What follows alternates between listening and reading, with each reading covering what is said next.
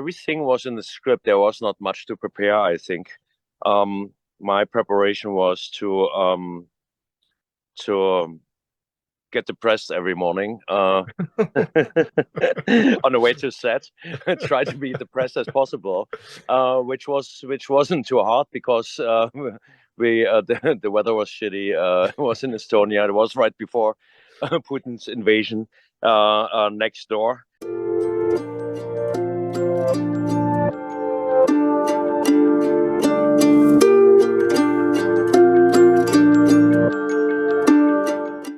Hey everyone, this is David Stark from Watcher Pass, and today I'm talking to Thomas Kretchmann, the star of Last Sentinel, which is coming to theaters on March 24th, 2023.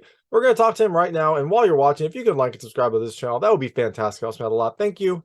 So, thanks so much for joining me. This is Thomas Kretchmann, who was most recently in Infinity Pool, which I absolutely loved, and now he is a star in Last Sentinel, which comes to theaters on March 24th, 2023. It is an indie sci-fi thriller that has some really great effects and a very interesting scenario. And I loved your character. I loved kind of the very different personality that he had versus the rest of the crew. And so I'm really excited to talk to you. Thanks so much for your time. Thank you. Of course. So I guess, the first question I'm always wondering is, how did you get involved in this project? How did you get involved in this film? Um, I knew of the director, and I did a film prior to this in Estonia. By accident, I did two films there last year, and we met, and I was attached to the script already a long time ago. That script's been around for years, and the director is somebody I really wanted to work with. His name is Tanel Toom. Uh, he is wonderful. He's one of the best directors I worked with. Very smart, very young. Mhm. Um, and I like the subject. It's the subject of the movie reflects my personal opinion too. That we are heading to our own yeah demise to Yeah, or our demise. I was going to say that. Yeah. yeah exactly. It's kind of sad that, you said this has been floating around for a while, but global warming, climate change, and like mistrust among nations is still a prominent, relevant topic. It feels like it's probably never going to change. Yeah, exactly. Yeah. And if you look around, I'm sitting in Los Angeles. We have the first day in month that it's not pissing rain the whole time. It's I mean the rain is great for the land for a change because it was dry but everything is out of control. Mhm. I see it also in Germany. When I was a kid, my mother took me on a sled in winter to kindergarten and stuff. I remember that. Mhm. Now we almost have no snow anymore. It's yeah, everything is upside down, and on top of it, yeah, if you look at Ukraine, it's bizarre. Yeah. In the end, you're sitting here and you think like, what for? What's Yeah, we have all one life, mhm. right? Mhm. And as if that changes anything in the big picture, right? So, and it's also bizarre how, like in our movie, like one person um, can take the whole world hostage in a way, correct? Yeah. No, yeah, exactly. And it's very kind of, I don't know, sad that we keep getting these crazy headlines, and it's just kind of like normal at this point. Like my friends in San Diego sent me a picture with them in like essentially snow gear because it's 40 degrees in San Diego in Yep. March, and like, Yeah. like what is going on? So, Yep. and then also, yes, as you mentioned with Ukraine and some of the nation conflict issues that are poignant in this film as well. Like it just feels like it will constantly be in the headlines until it's not, and when it's not in the headlines, that's probably going to be a bad sign for all of us. So. Yeah. So I guess the next question, you kind of were attached to this film. How did you prepare for this role? You're kind of I don't know, lack of a better word, like a hard ass military commander. I don't know if that's your personality, but how did you kind of get ready for this role as Hendrix? um, I skipped military. I I don't know what to say. As how I see this character, he is a washed up warrior, Mhm. you know, And I tried to look as shitty as possible. little fat, little bold, the physics presenting his inner his inner state. There was some films you know right away you have to prepare like crazy, because it's so far away, and you have to like it. I don't know. It has to do like it's placed in a different time, historical or this or that. So you have to educate yourself. You have to. In this one, everything was in the script. There was not much to prepare, I think. My preparation was to get depressed every morning on the way to set. Try to be depressed as possible, which wasn't too hard because the weather was shitty. It was in Estonia. It was right before Putin's invasion next door. And not much preparation, but it's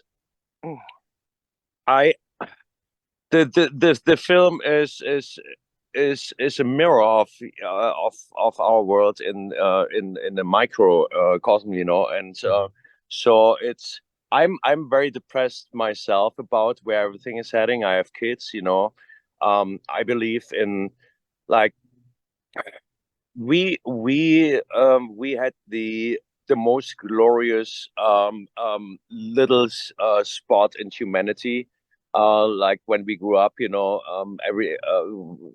I grew up, I've been riding around with bicycles. I had a key, around my neck as a kid, and that was it, and the world was ours, and everything was to explore. And now I look at my kids, and everything gets so technical, and so I'm not so sure if it's so much fun anymore to be a kid nowadays, and the innocence is gone, and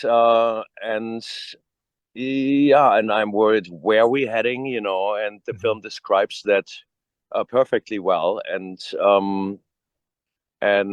that's so my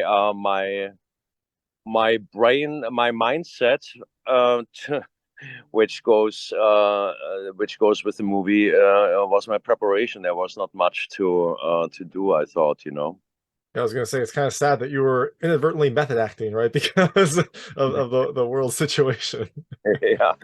And I also said, I actually, became bald and gained a little weight for this interview to prep, just to make sure I was ready for this. You did a good job, yeah. But you look too good. I try to be ready for these. You look too good still.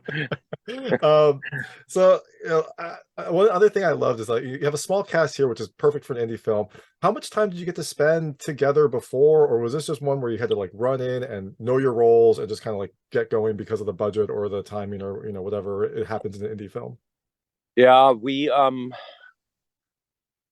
that happened pretty quickly. There was not so much money, and I knew Kate before I did a film with her husband at the time, Michael Polish, and so I met her a couple of times. I know over years actually.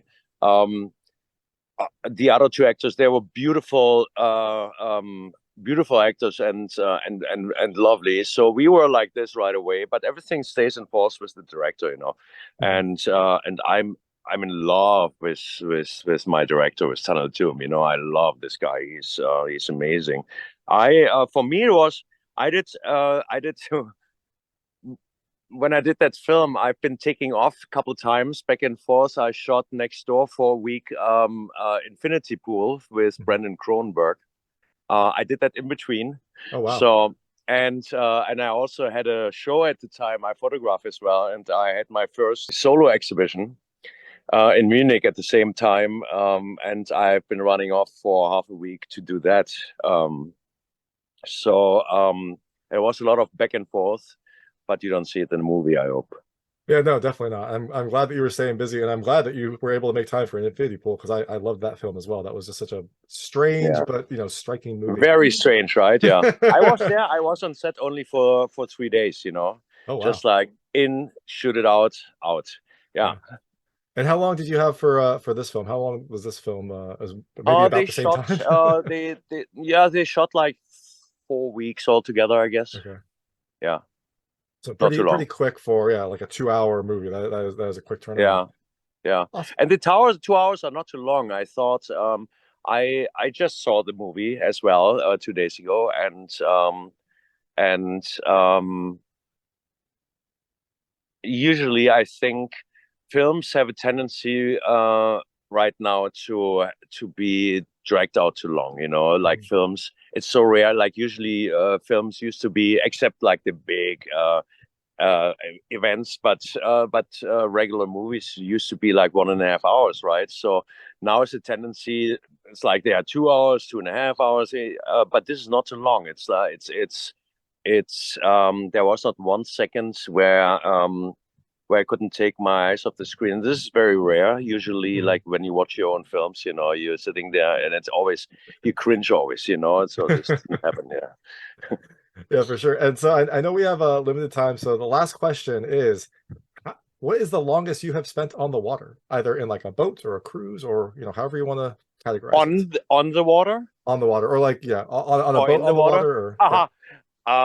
I used to be in the. I'm from East Germany. I escaped in '83.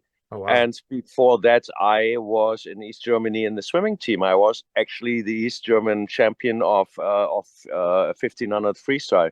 So Oh my gosh. I spent half of my youth in the water, 4 or 5 hours a day.